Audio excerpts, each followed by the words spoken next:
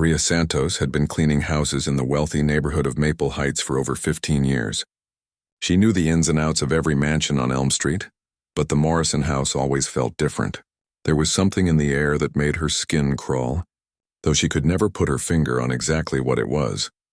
On that particular Tuesday morning in September, Maria arrived at the Morrison residence with her usual supplies. The grand Victorian home stood majestically behind its iron gates, with perfectly manicured lawns and rose bushes that cost more than most people's monthly rent. Dr. Richard Morrison, a respected surgeon at the city's main hospital, had hired her 3 months ago after his previous housekeeper suddenly quit without notice. Mrs. Helen Morrison greeted Maria at the door with her usual forced smile. The woman was in her early 40s, with blonde hair that was always perfectly styled and clothes that screamed expensive taste. But there was something about her eyes that troubled Maria. They seemed hollow, like someone had drained all the life out of them. "Good morning, Maria," Helen said, her voice barely above a whisper. "Richard left early for surgery today. He said to tell you that the guest bedroom upstairs needs special attention." Maria nodded and gathered her cleaning supplies. As she made her way through the house, she noticed things that seemed odd. The family photos that once decorated the mantelpiece were gone. The living room, which had always been pristine, now had strange stains on the expensive Persian rug. Most troubling of all, there were new locks on several doors throughout the house. As Maria worked in the kitchen, she could hear Helen moving around upstairs. The woman's footsteps seemed nervous and hurried, nothing like the confident stride Maria remembered from her first weeks working there.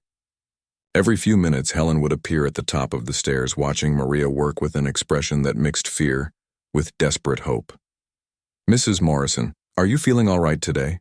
Maria asked during one of these encounters. "You seem troubled about something." Helen's eyes darted around nervously before she forced another smile. "Everything is fine, Maria. Richard says everything is perfectly normal. Nothing is amiss at all." The way she repeated those last words, as if reciting a script, sent chills down Maria's spine. When Maria reached the second floor to begin cleaning the bedrooms, she noticed that the guest room door was not just locked, but had been reinforced with additional deadbolts. Strange scratching sounds seemed to come from inside, followed by what sounded like muffled crying. When Maria pressed her ear to the door, Helen appeared instantly behind her.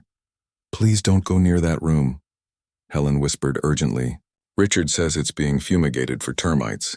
Very dangerous chemicals. We wouldn't want you to get hurt." But Maria had cleaned enough houses to know what termite fumigation looked like, and this wasn't it. The scratching sounds continued, and now she was certain she could hear a human voice calling for help. Her heart began to race as pieces of a horrible puzzle started forming in her mind. Throughout the afternoon, Maria observed more disturbing details. The refrigerator, which was usually well stocked with fresh groceries, contained only basic items for 2 people. But she found food trays stacked in the pantry, the kind used to deliver meals to someone who couldn't come to the dining room. There were also medical supplies hidden behind boxes of cereal, including sedatives and restraints that had no business in a normal household. When Maria went to clean Dr. Morrison's study, she found it in disarray.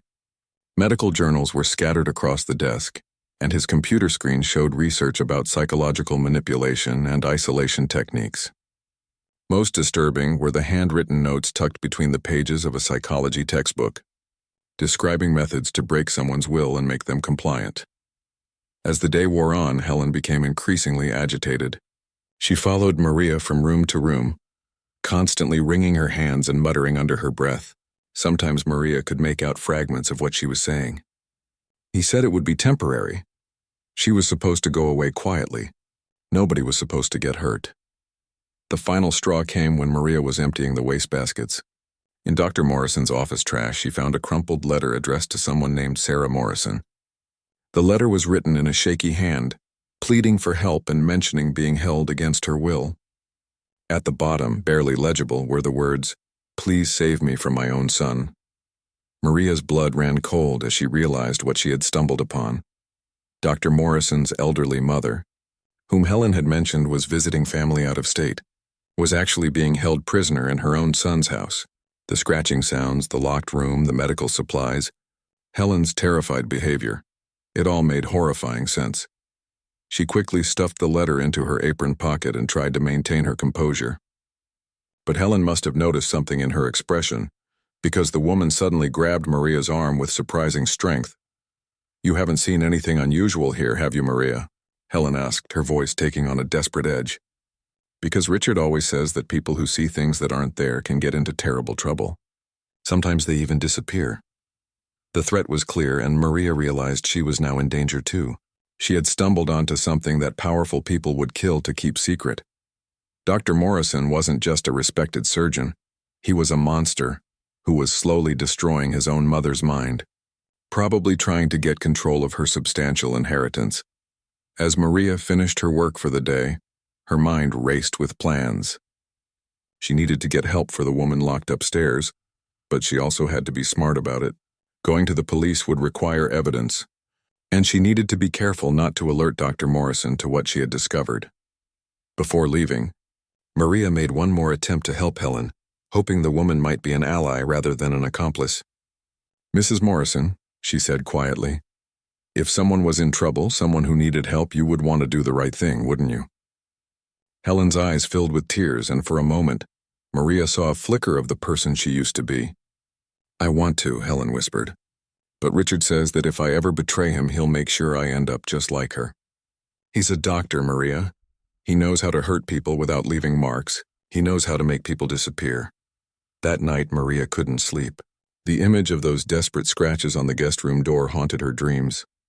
She knew that tomorrow she would have to make a choice that could cost her everything: her job, her safety, maybe even her life. But she also knew that an innocent woman was depending on her courage to survive. Maria spent the entire night pacing her small apartment, clutching the crumpled letter she had found in Dr. Morrison's trash. Every few minutes, she would unfold it and read Sarah Morrison's desperate plea for help. The handwriting was shaky, probably from age or fear, but the message was crystal clear. An elderly woman was being held prisoner by her own son, and Maria was the only person who knew about it. By dawn, Maria had made her decision. She couldn't go to work that day pretending nothing had happened. Instead, she would gather more evidence and figure out how to contact the authorities safely. But first, she needed to learn more about the Morrison family and what might have driven Dr. Morrison to commit such horrible crimes against his own mother. Maria walked to the local library as soon as it opened. She had never been comfortable with computers, but the librarian helped her search for information about the Morrison family online. What she found made her stomach turn with disgust and anger. Sarah Morrison was 78 years old and a wealthy widow. Her late husband had owned several successful businesses, leaving her with millions of dollars in property and investments. According to old newspaper articles, she had been a generous philanthropist, donating large sums to hospitals and schools throughout the city. She was also described as a sharp-minded woman who had successfully managed her husband's business interests after his death. But the most recent article about Sarah Morrison was from 6 months ago. It mentioned that she had been suffering from early signs of dementia and had moved in with her son for care and supervision. Dr. Richard Morrison was quoted in the article, expressing his dedication to caring for his beloved mother during her difficult time. Maria realized this was all lies. The woman she had heard crying behind that locked door wasn't suffering from dementia. Her letter had been perfectly coherent and logical. Dr. Morrison was probably drugging his mother and telling everyone she was mentally ill to explain why she never appeared in public anymore. The more Maria researched, the clearer the motive became. If Sarah Morrison died or was declared mentally incompetent, her fortune would go to her only child. Dr. Morrison was slowly killing his mother, while making it look like natural decline from old age and dementia. Armed with this information, Maria knew she had to act quickly. But she also knew that Dr. Morrison was a powerful man with connections throughout the medical community and city government. If she went to the police with just her word and a crumpled letter, they might not believe her. Worse, they might warn Dr. Morrison that someone was suspicious. Maria decided she needed help from someone she could trust. She called her sister Rosa, who worked as a nurse at a different hospital across town. Rosa had always been the smart one in the family, and Maria knew she would understand the seriousness of the situation. They met at a small cafe far from the Morrison neighborhood. Maria carefully explained everything she had seen and discovered, showing Rosa the letter and sharing her research about the family's wealth. Rosa listened with growing horror and anger. "This is evil, Maria," Rosa said, her voice shaking with emotion. "We have to stop him, but you're right to be careful. I've heard stories about Dr. Morrison at work. Some of the nurses say he has a terrible temper and has threatened people who crossed him. He also has friends in the police department because of all the charity work he does." Rosa suggested they contact a detective she knew who specialized in elder abuse cases. Detective Jennifer Walsh had a reputation for being thorough and honest, and she wouldn't be intimidated by Dr. Morrison's status in the community. That afternoon, Maria and Rosa met with Detective Walsh at the police station.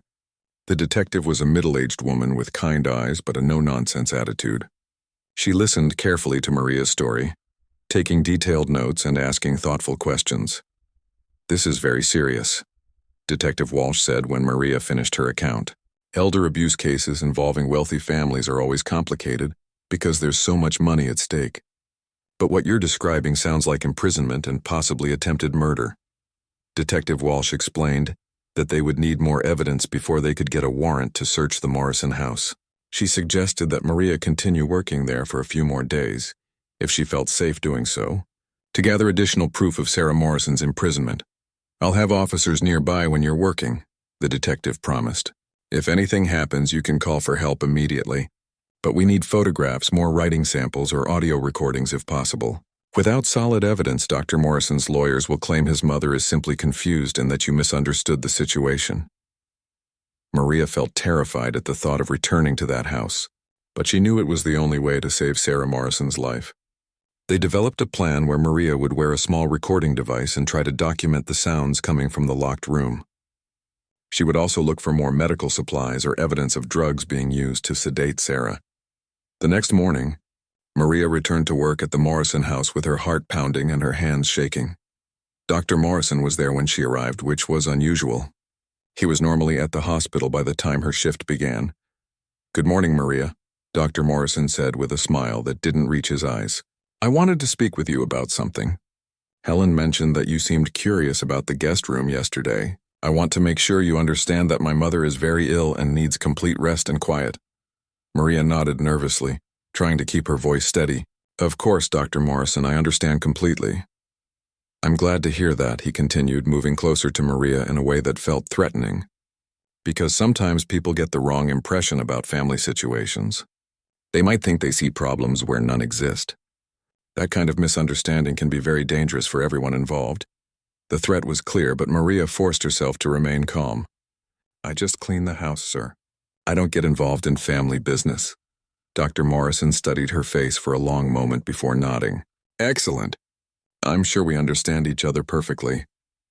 He gathered his briefcase and headed for the door. "Oh, and Maria, I've decided to change your schedule. From now on, you'll only work when I'm here to supervise. We can't be too careful about security these days." After he left, Helen appeared at the top of the stairs looking more frightened than ever. "He knows," she whispered urgently. "Somehow he knows you suspect something. You have to be very careful, Maria. He's been asking me questions about what you did yesterday and whether you went near the guest room." Maria's blood ran cold. If Dr. Morrison was suspicious, then both she and Sarah Morrison were in immediate danger. She needed to gather evidence quickly before he decided to eliminate the threats to his plan. As she worked throughout the morning, Maria carefully documented everything with her hidden recording device. The scratching sounds from the guest room were weaker today, as if Sarah Morrison was losing strength. The medical supplies in the pantry had been moved, and there were now several bottles of strong sedatives that hadn't been there before. Most chilling of all, Maria found a handwritten note in Dr. Morrison's study that mentioned accelerating the timeline and reducing risks. She realized with horror that Dr. Morrison was planning to kill his mother soon, probably making it look like she had died peacefully in her sleep from her supposed dementia. Time was running out, and Maria knew she had to take desperate action to save an innocent woman's life. Maria knew she was running out of time. The note she had found in Dr. Morrison's study kept echoing in her mind. Accelerating the timeline and reducing risks. She understood now that Dr. Morrison planned to kill his mother very soon, and probably eliminate anyone who might expose his crimes. During her lunch break, Maria stepped outside and called Detective Walsh from her cell phone. She spoke in whispers, constantly looking over her shoulder to make sure no one was watching her. "Detective, I found something terrible," Maria said urgently. "There's a note about accelerating the timeline. I think he's planning to kill her soon, maybe even today." Detective Walsh's voice was serious and concerned. "Maria, I need you to get out of that house immediately. We're going to move forward with what we have. Can you safely leave right now?" "I can't abandon her," Maria replied, tears streaming down her face. "The sounds from the room are getting weaker. She's dying already, and I might be the only person who can help her." "Listen to me carefully," Detective Walsh said. "I'm going to get an emergency warrant based on what you've recorded so far. But I need you to stay safe until we can get there. Don't do anything that puts you in more danger." After hanging up, Maria returned to the house with a plan forming in her mind. She couldn't wait for the police to get their warrant and organize a rescue. Sarah Morrison might be dead by then. Maria had to find a way to get into that locked room and help the old woman escape. Helen was in the kitchen when Maria returned, frantically cleaning dishes that were already spotless. Her hands were shaking so badly she could barely hold the plates. "Mrs. Morrison," Maria said gently, "I need your help with something very important. Your mother-in-law is in danger and we both know it. If we don't help her today, she might die." Helen dropped the plate she was holding and it shattered on the kitchen floor. She stared at Maria with wide, terrified eyes. "You don't understand," she whispered. "If Richard finds out we tried to help her, he'll kill us both. He's already talking about sending me away to a psychiatric hospital. He says I'm becoming unstable and unreliable." "He's going to hurt you anyway," Maria said firmly. "Men like your husband don't leave witnesses. Once his mother is dead, you'll know too much about what happened. He'll find a way to get rid of you, too." The truth of Maria's words hit Helen like a physical blow. She sank into a kitchen chair and buried her face in her hands. "I used to be a teacher," she said through her tears. "I loved children and wanted to help people learn and grow. Now look what I've become. I'm helping a monster destroy his own mother." "It's not too late to do the right thing," Maria urged. "Help me get her out of that room. We can call the police from a safe place and let them handle the rest." Helen looked up at Maria with a mixture of hope and terror.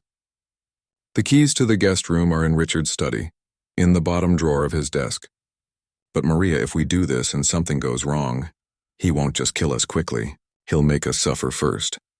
Despite her fear, Helen led Maria to Dr. Morrison's study. Her hands shook as she opened the desk drawer and retrieved a ring of keys. Maria noticed that Helen's arms were covered with small bruises, evidence that Dr. Morrison had already been hurting his wife. They climbed the stairs together, each step feeling like it might be their last. The scratching sounds from the guest room had stopped completely, replaced by an ominous silence that made Maria's heart race with panic. Helen tried several keys before finding the right one. The deadbolts clicked open one by one, each sound echoing through the house like gunshots. Finally, the door swung open, revealing a sight that would haunt Maria for the rest of her life. Sarah Morrison lay on a hospital bed in the middle of what had once been a beautiful guest room. She was unconscious, connected to an IV drip that was obviously being used to keep her sedated. Her wrists and ankles showed marks from restraints, and she had lost so much weight that she looked like a skeleton covered in skin. But she was still breathing. They weren't too late. "Oh my God," Helen whispered, seeing her mother-in-law's condition for the first time. "I knew he was keeping her locked up, but I didn't know it was this bad. How could I let this happen?" Maria immediately went to Sarah's side and gently shook her shoulder. "Mrs. Morrison, can you hear me? We're here to help you." Sarah's eyes fluttered open, unfocused and confused from the drugs. When she saw Maria, she tried to speak but could only make weak sounds. Maria could see the intelligence still flickering in the old woman's eyes, trapped inside a body that had been systematically poisoned and weakened. "We need to get her out of here right now," Maria said, examining the IV line. "Can you help me move her?" Helen nodded, and together they carefully disconnected the IV and helped Sarah sit up. The old woman was incredibly weak, but she seemed to understand that they were trying to rescue her. She gripped Maria's hand with surprising strength and tried to say something that sounded like, "Thank you." As they were helping Sarah stand up, they heard the front door slam shut downstairs. Heavy footsteps echoed through the house, moving quickly toward the stairs. "Richard's home," Helen whispered in terror. "He's supposed to be in surgery for another 2 hours. Someone must have told him something was wrong." Maria's mind raced. They were trapped on the second floor with a woman who could barely walk, and Dr. Morrison was coming for them. She could hear his voice calling out as he climbed the stairs. "Helen, where are you? What's going on up there?" Maria quickly pulled out her cell phone and dialed 911. "This is an emergency," she whispered into the phone. "We're at 1247 Elm Street. A woman is being held prisoner and tortured. The perpetrator just came home and we're in immediate danger. Please send help right now." The 911 operator tried to ask questions, but Maria could hear Dr. Morrison's footsteps getting closer. She hung up and looked around the room desperately for another way out. "The window," Helen said suddenly. "There's a trellis outside that leads down to the garden. I used to use it to sneak out when I was younger, and visited my grandmother in a house like this." Maria looked outside and saw that Helen was right. The wooden trellis looked old but sturdy enough to support their weight if they were careful. But getting Sarah Morrison in her weakened condition down that trellis would be nearly impossible. "You two go," Sarah whispered, her voice barely audible. "Save yourselves. I'm too weak to climb down." "We're not leaving you," Maria said firmly. "We're all getting out of here together." Dr. Morrison's voice was getting closer, and now it carried a tone of rage and menace that made Maria's blood run cold. "Helen, I know what you've done." "You've betrayed your own family." They could hear him checking other rooms, getting closer to the guest room with each passing second. Maria knew they had only moments before he discovered them. She made a desperate decision. Grabbing Helen's arm, she whispered urgently, "Help me get her to the window. We're going to lower her down on bed sheets tied together. It's her only chance." As they worked frantically to tear sheets and tie them into a makeshift rope, Dr. Morrison's footsteps stopped right outside the guest room door. The doorknob began to turn slowly, and Maria realized that their time had finally run out. Maria knew she was running out of time. The note she had found in Dr. Morrison's study kept echoing in her mind, accelerating the timeline and reducing risks. She understood now that Dr. Morrison planned to kill his mother very soon, and probably eliminate anyone who might expose his crimes. During her lunch break, Maria stepped outside and called Detective Walsh from her cell phone. She spoke in whispers, constantly looking over her shoulder to make sure no one was watching her. "Detective, I found something terrible," Maria said urgently. "There's a note about accelerating the timeline. I think he's planning to kill her soon, maybe even today." Detective Walsh's voice was serious and concerned. "Maria, I need you to get out of that house immediately. We're going to move forward with what we have. Can you safely leave right now?" "I can't abandon her," Maria replied, tears streaming down her face.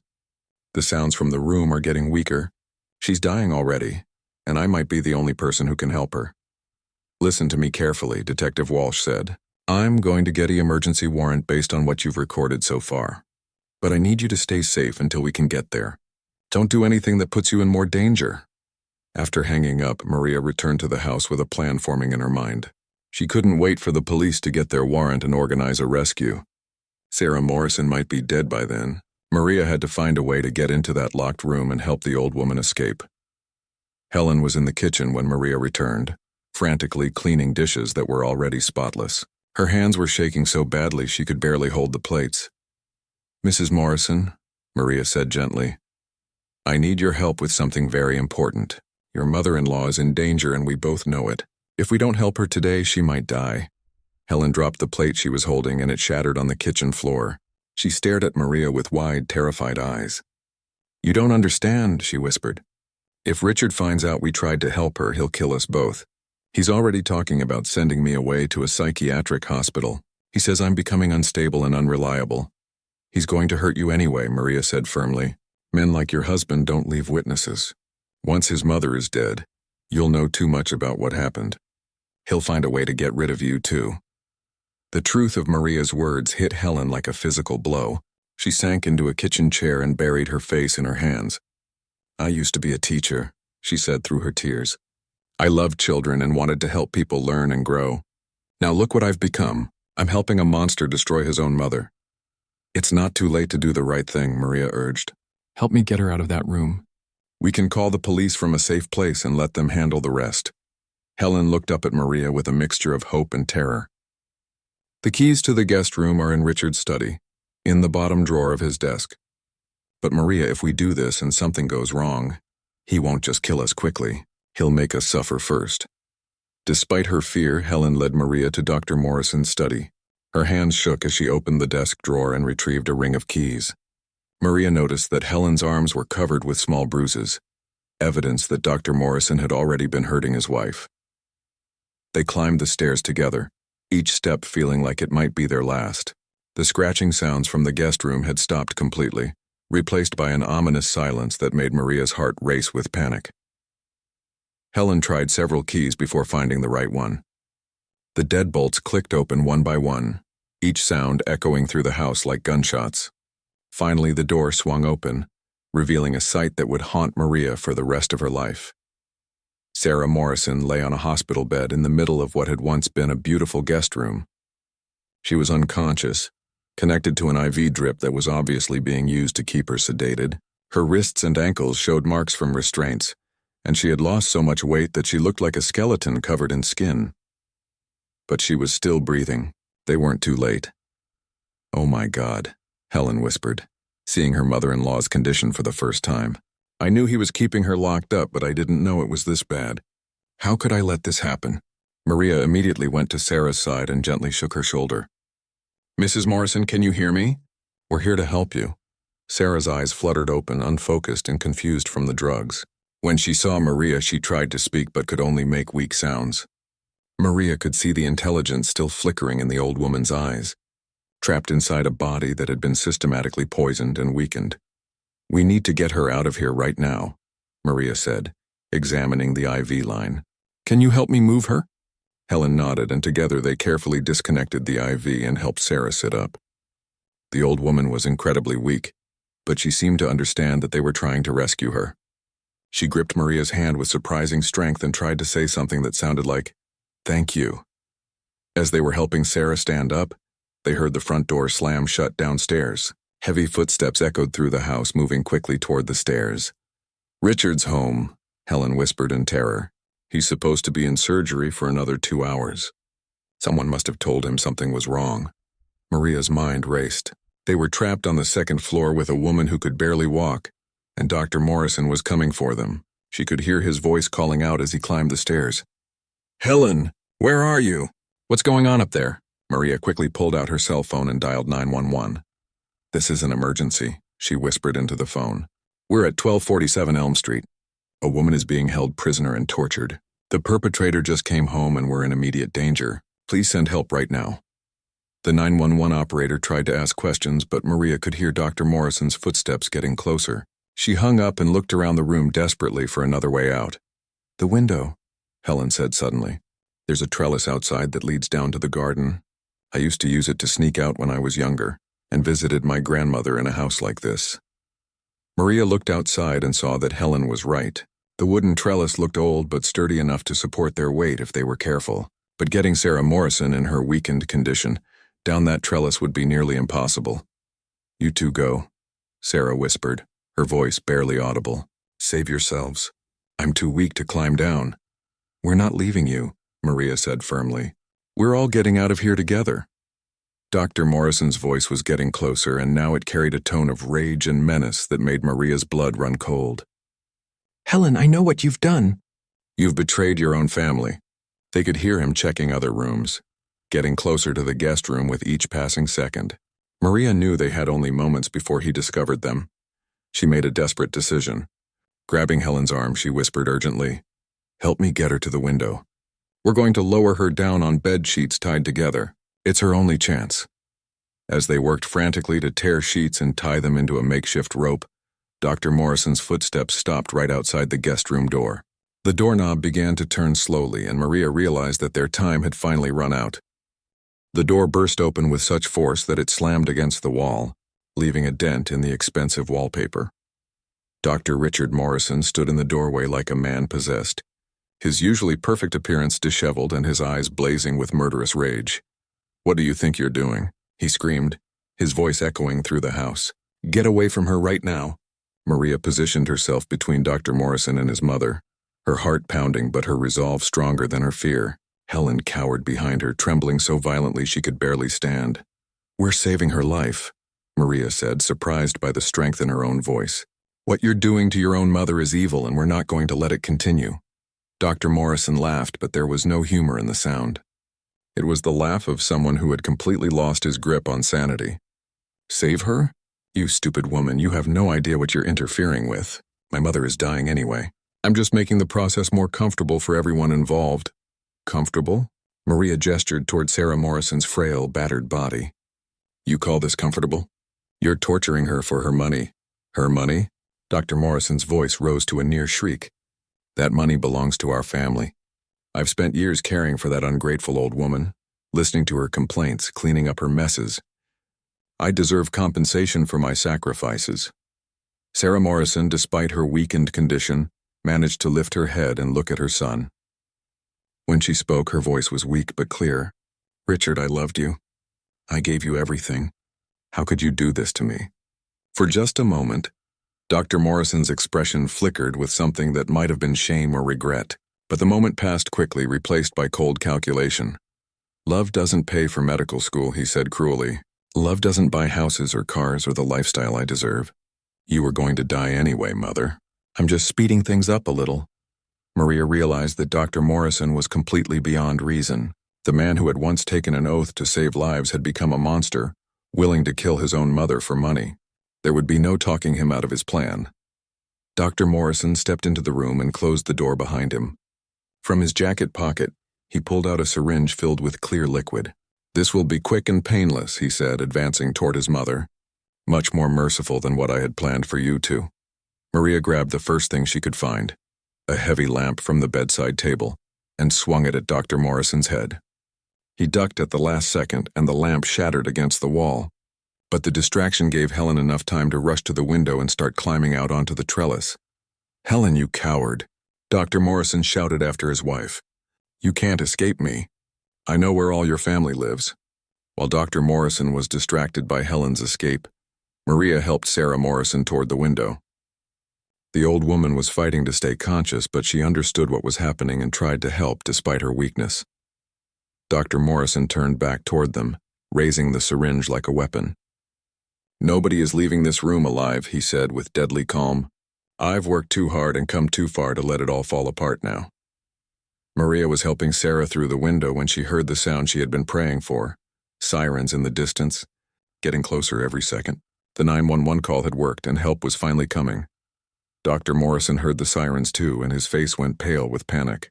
No, no, no, he muttered, pacing frantically around the room. This wasn't supposed to happen. I had everything planned perfectly. It's over, Richard, Sarah Morrison said from the window, her voice gaining strength as hope returned. Let Maria go and surrender to the police. Maybe they'll show you mercy if you cooperate. Mercy? Dr. Morrison laughed again, that horrible sound that made Maria's skin crawl. There won't be any mercy. Do you know what happens to doctors who kill their patients? What happens to men who murder their own mothers? The sirens were very close now, and Maria could see police cars turning onto Elm Street. But Dr. Morrison still had the syringe, and he was moving toward his mother with desperate determination. If I'm going down, I'm taking her with me, he said. At least then all of this won't have been for nothing.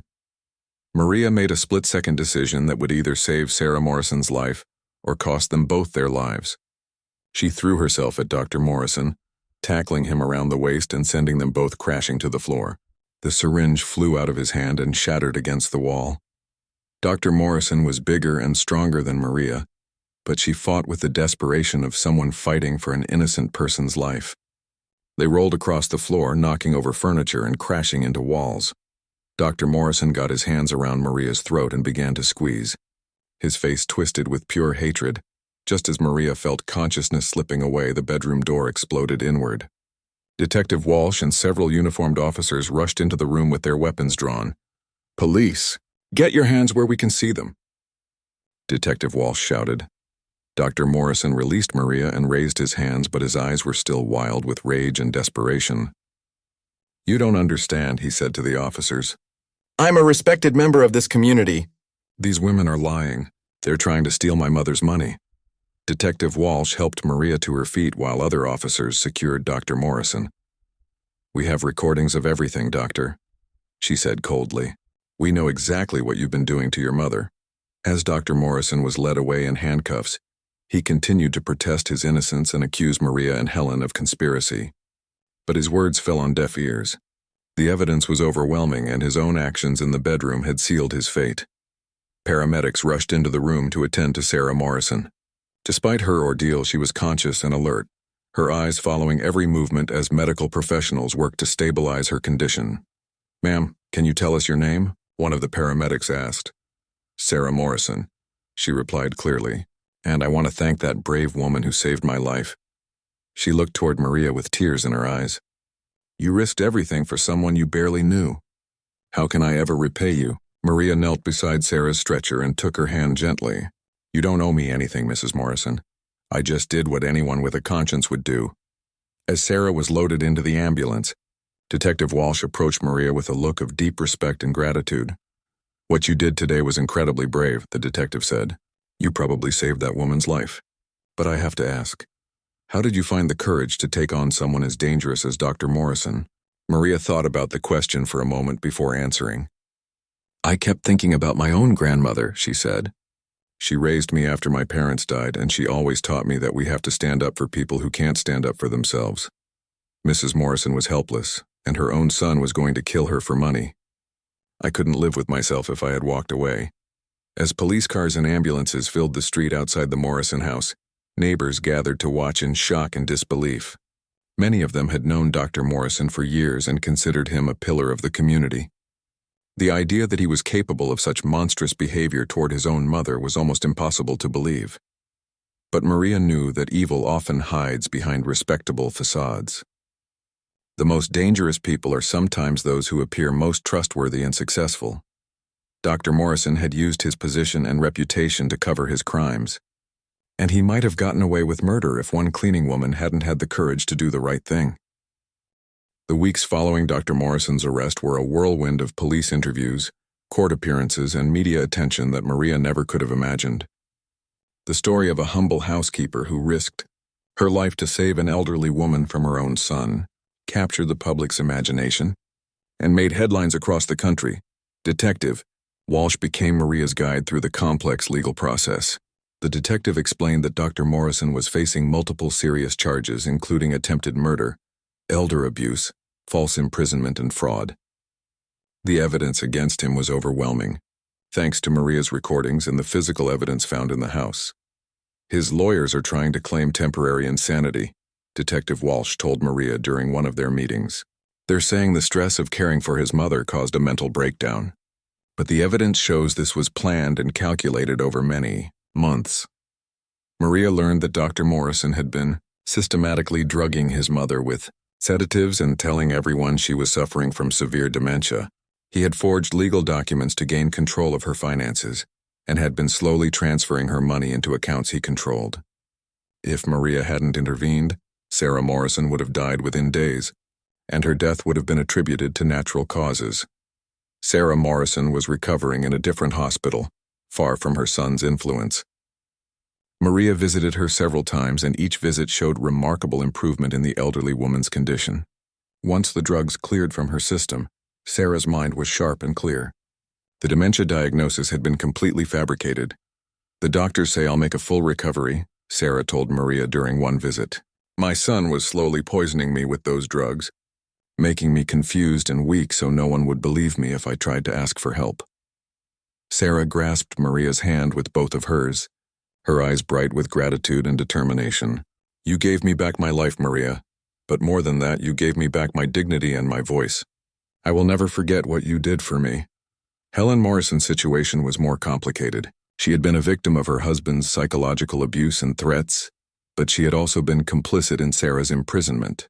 The district attorney decided not to press charges against her in exchange for her testimony against Dr. Morrison. She was terrified, Detective Walsh explained to Maria. Dr. Morrison had been threatening her family members and convincing her that she would be blamed for his crimes if anyone found out. It's a classic pattern in domestic abuse cases. Helen had filed for divorce and was living in a shelter for domestic violence survivors. She sent Maria a letter thanking her for her courage and apologizing for not acting sooner to help Sarah. The trial began 6 months after the arrest. Maria had been dreading the experience, knowing she would have to face Dr. Morrison in court and relive the terrifying events in that locked room. but she also knew that her testimony was crucial to getting justice for Sarah Morrison. On the day Maria was scheduled to testify, the courthouse was packed with reporters and spectators. Dr. Morrison sat at the defendant's table in an expensive suit, looking nothing like the wild-eyed monster she remembered from that day in the guest room. His lawyers had cleaned him up and coached him to appear sympathetic and remorseful. When Maria took the witness stand, she felt the weight of responsibility on her shoulders. Sarah Morrison was sitting in the front row, having insisted on being present despite her age and the trauma she had endured. Maria drew strength from Sarah's encouraging smile and began to tell her story. She spoke clearly and calmly about everything she had witnessed: the locked room, the medical supplies, the desperate letter she had found, the sounds of suffering coming from upstairs. Maria described Dr. Morrison's threats and the fear she had felt when she realized an innocent woman was being slowly murdered for money. Dr. Morrison's lawyer tried to discredit Maria during cross-examination, suggesting she was motivated by the possibility of reward money or attention. The lawyer painted her as an unreliable witness whose limited education made her prone to misunderstanding what she had seen. "Isn't it true, Ms. Santos, that you barely finished high school?" the defense attorney asked condescendingly. "Yes, that's true," Maria replied calmly. "But I know the difference between right and wrong, and I know what I saw in that house. But you don't have medical training, do you? How could you possibly know whether Mrs. Morrison was being properly cared for or not?" Maria looked directly at Dr. Morrison as she answered, "I don't need medical training to know that keeping someone locked up against their will is wrong. I don't need a degree to recognize the sound of someone crying for help." The prosecutor then played the audio recordings Maria had made, including the sounds of Sarah Morrison's desperate attempts to call for help and Dr. Morrison's threats against anyone who interfered with his family business. The courtroom fell silent as they heard the evidence of a son systematically destroying his own mother. When Sarah Morrison took the stand, her testimony was devastating. Despite her age, she spoke with clarity and strength about months of imprisonment, forced medication, and psychological torture. She described how her son had convinced the outside world that she was suffering from dementia while he slowly drained her bank accounts and prepared for her death. "He told me every day that no one would believe me if I tried to get help," Sarah testified, her voice strong despite the painful memories. "He said I was just a confused old woman, and that everyone would think I was imagining things. But Maria believed me. She saw through his lies and saved my life." The evidence against Dr. Morrison was overwhelming. Police had found detailed plans in his computer files showing how he intended to gradually increase his mother's medication until she died of what would appear to be natural causes. Financial records showed that he had already stolen over $2 million from her accounts.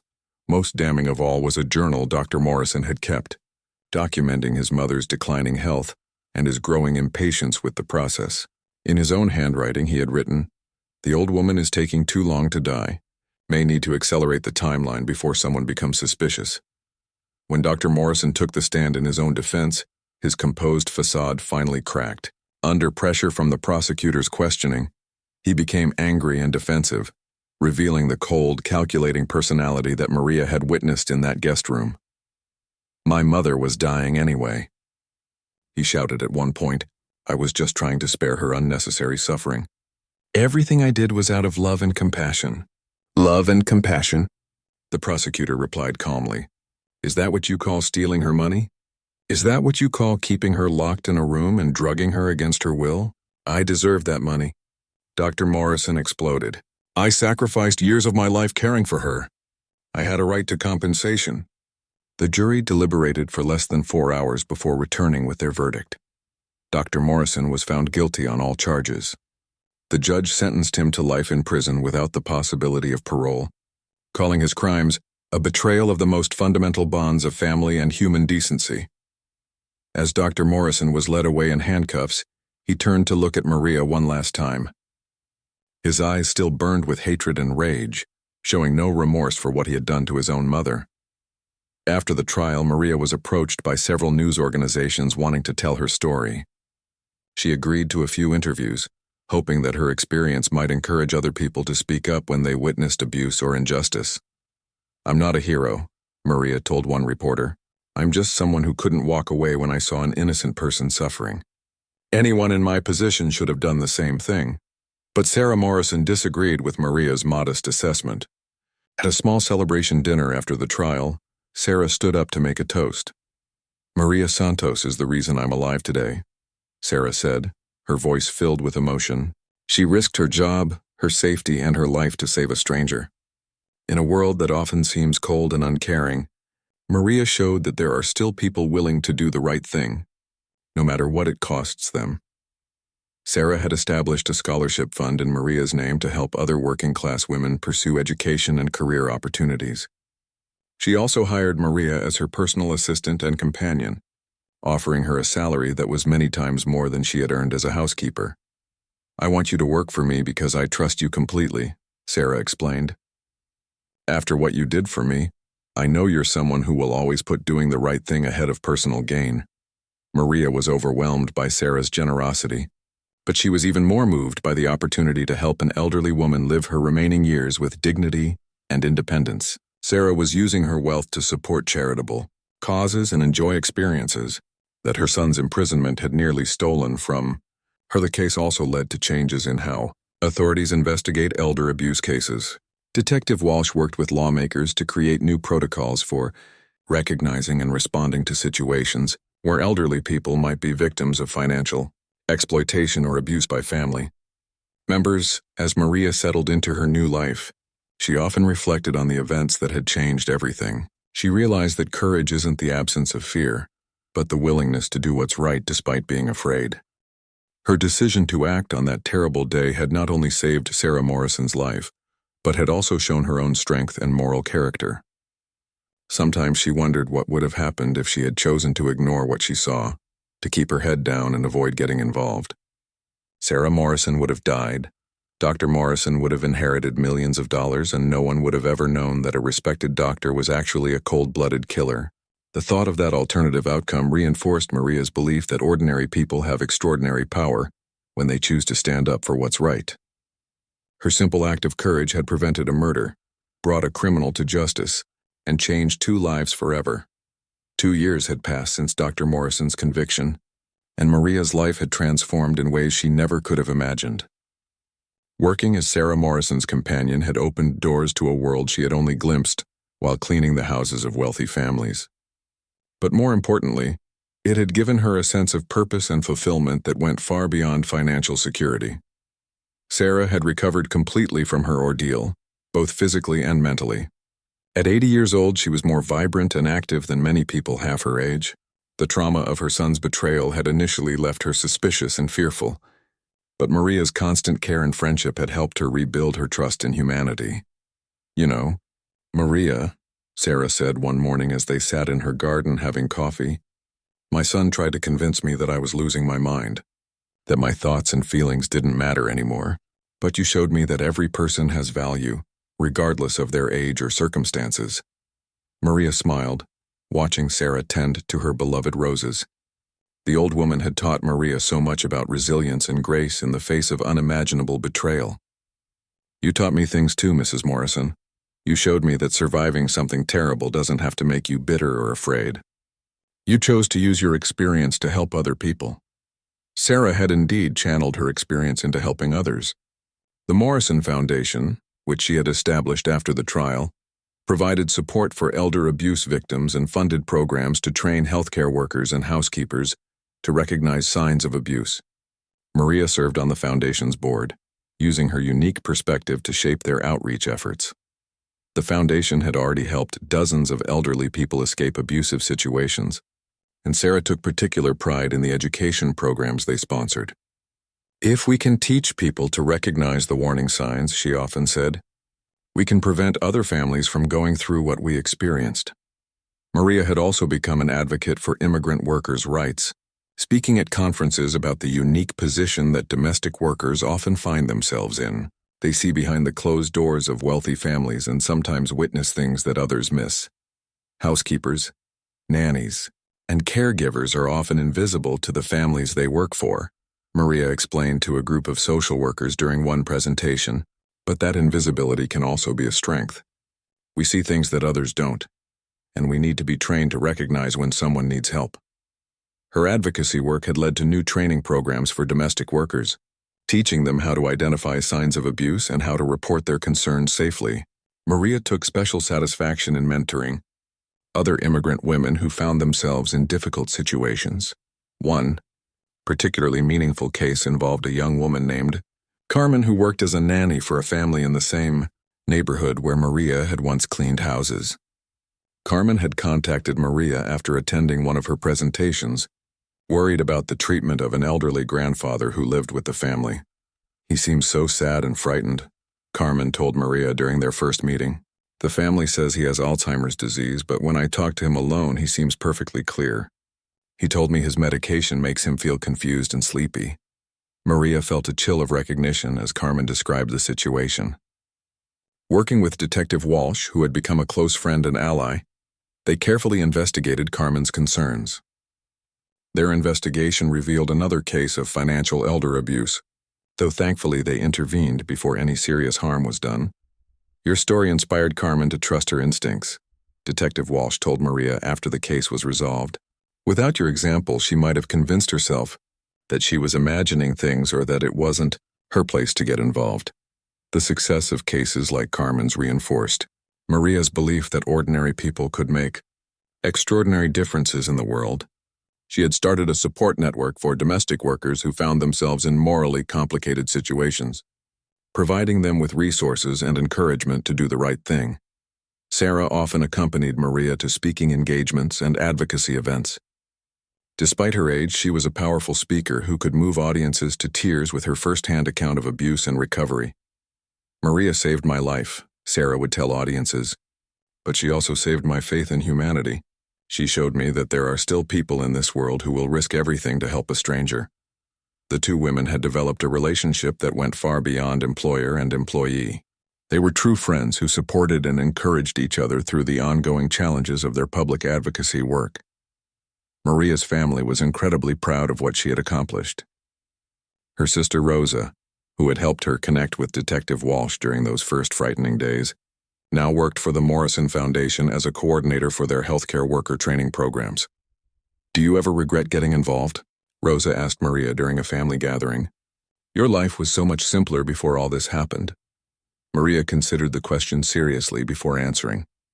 "My life was simpler," she agreed, "but it wasn't better. I used to clean houses and go home without really thinking about the people whose lives I was touching. Now I feel like I'm making a real difference in the world."